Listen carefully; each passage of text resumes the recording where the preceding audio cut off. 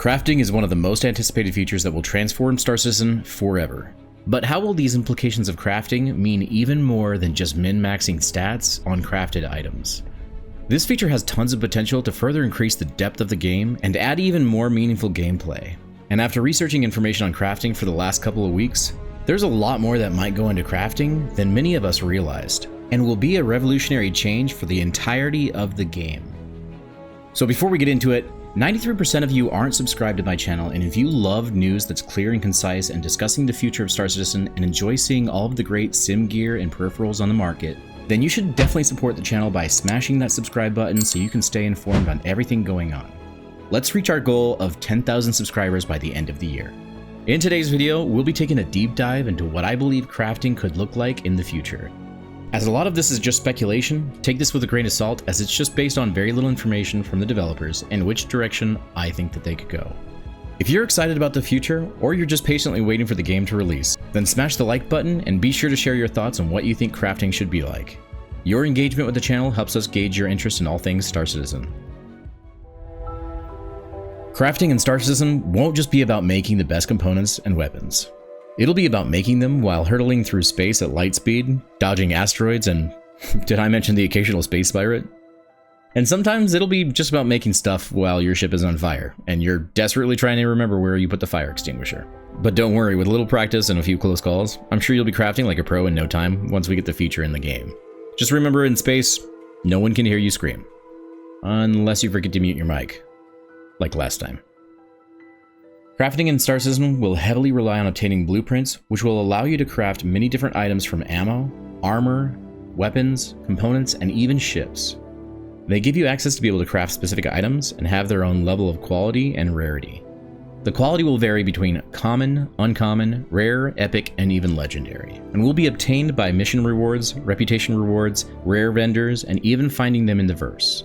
This will establish the basic foundation of crafting. These patterns can potentially be generic and sometimes branded by a company and will be inserted into a fabricator or potentially even used on a workbench.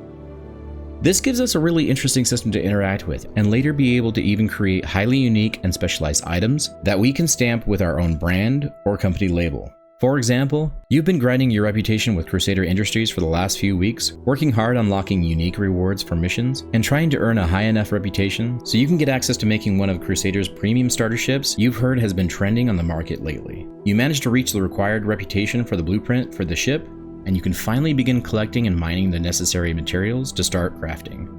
So you grab your prospector and head out into the next system that's rich in minerals and start mining your heart out.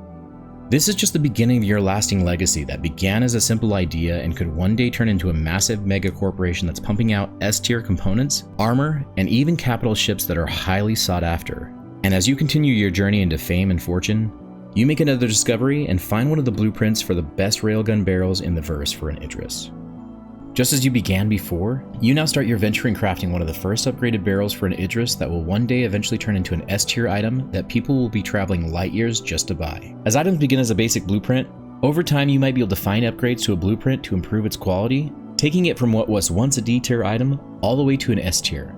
And as you continue to mine and find even more valuable materials, you'll find that using more unique materials such as titanium, other than a more common material like steel, will give the items you craft different stats and bonuses. I think it would be awesome if, say for example, you have a basic blueprint for a size 3 barrel for an LMG, and at first the steel barrel may give you a bonus to range or accuracy, but as you gain knowledge the bonus is higher as you upgrade the blueprint through crafting it. Then as you notice and learn that titanium is lighter and more heat resistant than steel, you keep the bonus since you're skilled with crafting barrels, but you have to learn how to craft the barrel using titanium, which means the heat resistance is lower at first than what it could be. This would encourage you to develop newer and better items without making you start from scratch, but also make you want to try crafting items with different materials. The level of difficulty of crafting items could vary as well, based on their rarity and how simple or complex they could be. For example, you have a blueprint for a full metal jacket ammo, and craft them using lead, copper, and steel, and as you level up your expertise with that round, you find a blueprint for a rare component for a ship from a rare mission giver. You decide that you want to start diversifying and begin making and selling the component on the market, and you now need to find a way to buy or source the materials yourself to craft the parts that will go into the components such as semiconductors, power supplies, fuses, and other items. The quality of the materials should vary as well, and either positively or negatively affect the item you craft based on how well the material was refined or crafted depending on the level of complexity of the material. This could tie in refineries into the crafting gameplay, where you have to raise your skills with refining materials to enhance its quality. This could create a crafting system that allows you as the player to easily craft items, but also allows you to hone your skill set and become a master craftsman that other players would pay a premium for your experience. I'm hoping that crafting in Star Citizen is similar to Star Wars Galaxies in many ways, where you can use different types of materials and that it ultimately affects the overall quality or tier at the time of being crafted. This would truly create a very engaging system that many players would love spending hours of their time in. Now all of this together would be pointless without a supporting market that other players and even NPCs could interact with in some way. To fully affect how useful crafting is, players would need some type of system that allows them to create their own shops, either in a settlement, landing location, a ship like a Banu merchantman, or even their own base. This system could allow players to sell crafted, specially tuned, and even upgraded items that often can't be found at normal vendors. Keeping these specialized items separate from standard vendors allows for CIG to add rare NPC vendors that offer their own items, and also allows players to offer unique and customized items that you can't buy at any normal landing zone.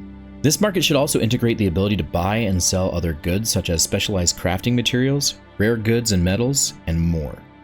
These locations should exist physically in the world and enable players to either go to the location to buy directly, or use a Mobiglass app to purchase and either pick them up at the location, or pay an NPC or player to deliver the items to a specified location.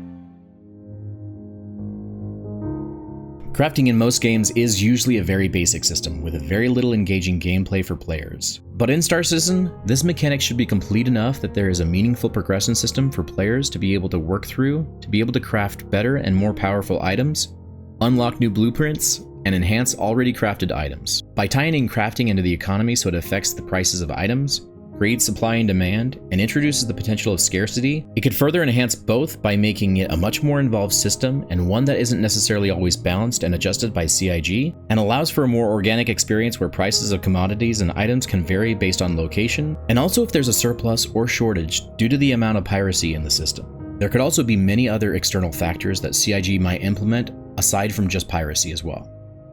The crafting system in Star Citizen has the potential to be a very engaging system depending on the direction the developers go, and it could truly be either a system that enhances the game, or simply just adds the age-old standard RPG crafting system used in many other games before.